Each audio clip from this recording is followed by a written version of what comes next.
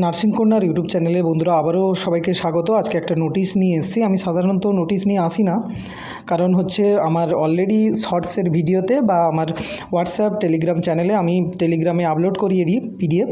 তো তোমরা চাইলে হোয়াটসঅ্যাপ চ্যানেলে বা টেলিগ্রামে অ্যাড হয়ে যেতে পারো, যেখানে প্রত্যেক দিন নোটস এবং কুইজ আমি কন্টেস্ট করিয়ে থাকি। তো যেটা আলোচনার বিষয়, কেন আমি এই নোটিশটা নিয়ে আজকের এলাম, যে দেখো দক্ষিণ দিনাজপুরে সিএইচওর দক্ষিণ দিনাজপুরের এখানে এক্সামের ডেট দিয়েছে। সেটা হচ্ছে কত তারিখ? 11 তারিখ, 10টা থেকে রিপোর্টিং টাইম, আর এক্সাম হচ্ছে 12টা থেকে 1টা। কিন্তু এখানে তোমরা যদি নাম দেখো তো এখানে কতিপয় লোকের নাম আছে। সেখানে হচ্ছে 21, এদিকে 1 পেজ, এখানে 63, 105, টোটাল হচ্ছে 119 জনের এখানে নাম আছে। টোটাল 119 জনের। তাহলে কি 119 জন ফর্ম ফিল আপ করেছে? না বন্ধুরা, 119 জন ফর্ম ফিল আপ করেনি। ফর্ম ফিল আপ করেছে কিন্তু প্রায় 4-5 হাজারের বেশি।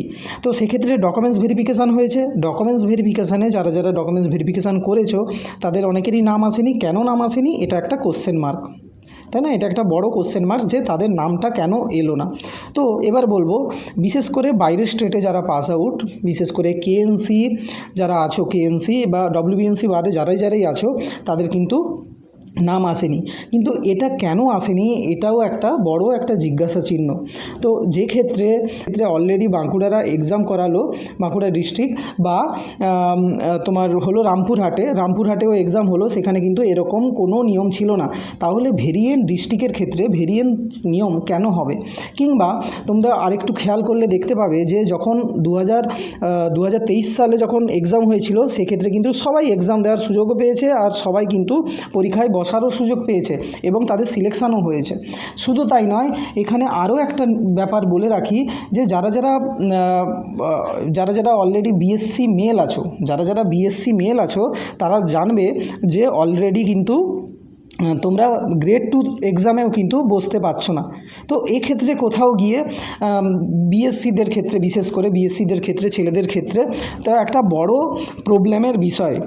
তো অলরেডি ডব্লিউবিএনসি রেসিপ্রোকাল রেজিস্ট্রেশন এনারা কেন দিচ্ছে তারও কোনো মানে নেই। যে যদি ভ্যাকেন্সি নাই বের করবে, তাহলে ওনারা কেন আমাদেরকে ডব্লিউবিএনসির রেজিস্ট্রেশন বা রেসিপ্রোকাল রেজিস্ট্রেশনটা কেন দিচ্ছে ওনারা?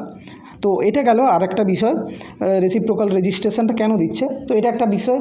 তো এখানে কিন্তু কোথাও গিয়ে একটা মিসলিডিং হচ্ছে। অনেক স্টুডেন্ট যারা অলরেডি এতদিন ধরে এক্সামের জন্য খেটেছে, পড়াশোনা করেছে, বিশেষ করে আরও যারা দক্ষিণ দিনাজপুর ডিস্ট্রিক্টেরই ছেলে, তো তাদের ক্ষেত্রে একটা চ্যালেঞ্জিং বিষয়, তাদের ক্ষেত্রে একটা কিন্তু কোথাও গিয়ে ওরা কিন্তু বঞ্চিত হচ্ছে। তো এই বঞ্চিতর জন্য কি করা যেতে পারে, বা তোমরা অবশ্যই জানিও যে এমনটা কেন হচ্ছে। আর তোমরা অবশ্যই কমেন্ট বক্সে কমেন্ট করো, আমি চেষ্টা করব সবার রিপ্লাই দেওয়ার। তো এই যে দক্ষিণ দিনাজপুরের যেটা রিটেন এক্সামের ডেট দিল, এখানে কেন মাত্র 119 জনেরই নাম এসছে? তো আমার মনে হয় এরা সবাই ডব্লিউবিএনসি, তাই এদের নাম এসছে, কিন্তু বাইরের স্টেটের যারা, তাদের কিন্তু নাম আসেনি। সবাই অবশ্যই কমেন্ট করো। তো অবশ্যই বন্ধুদেরকে শেয়ার করো বেশি করে, সবাই যাতে জানতে পারে যে পরবর্তীকালে যারা সিএইচওর এক্সাম দিচ্ছে আরও, তাদের ক্ষেত্রেও কিন্তু একটা চ্যালেঞ্জিং বিষয় হয়ে দাঁড়াচ্ছে যে ভেরিয়াস ডিস্ট্রিক্টের ক্ষেত্রে ভেরিয়াস নিয়মও হচ্ছে, সেক্ষেত্রে কি করা যেতে পারে। তো এটা ছিল আজকের ভিডিও।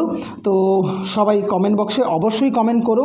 আমি আশা করি যে সবাই তোমরা যারা ভিডিও দেখছো তারা কমেন্ট করবে। তো টাটা বন্ধুরা।